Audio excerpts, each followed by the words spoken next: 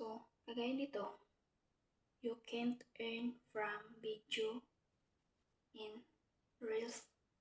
Wala akong kinikita. Pero kumikita ako sa post ng picture o di kaya sa story at saka text. Doon ako ko magkaka-earn. Pero sa video at saka Reels, wala akong earn dahil nga doon sa mga na-post kong violation ako.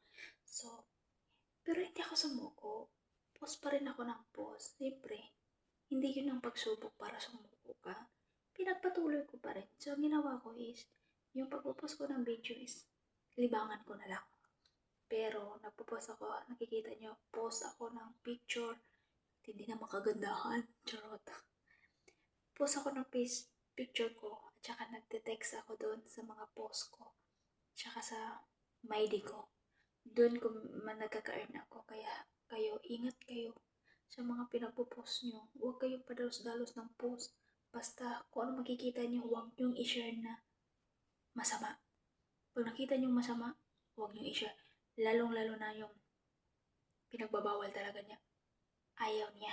Pag yan ay sinare nyo, isang-isa kayo dun. Isma, violation. Pag nag-comment naman kayo ng masama, number 1 din yun. Ayaw niya.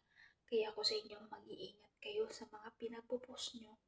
Kasi ganun naranasan ko. Hanggang ngayon, dala-dala ko pa rin yung violation na binigay sa akin. Pagsubok na binigay niya sa akin, dala-dala ko pa. Pagsubok na nga sa Facebook, pagsubok pa sa relasyon. Charot. Pero syempre, totoo ang sinasabi ko. Ingat lang talaga kayo. Siguro, huwag niyong hayaan na hindi naman kayo nag-i-engage sa kapwa content creator. Siyempre, pag nakakita kayo ng video na maganda, react kayo dun. Engage kayo. Yun yung pinaka-the best.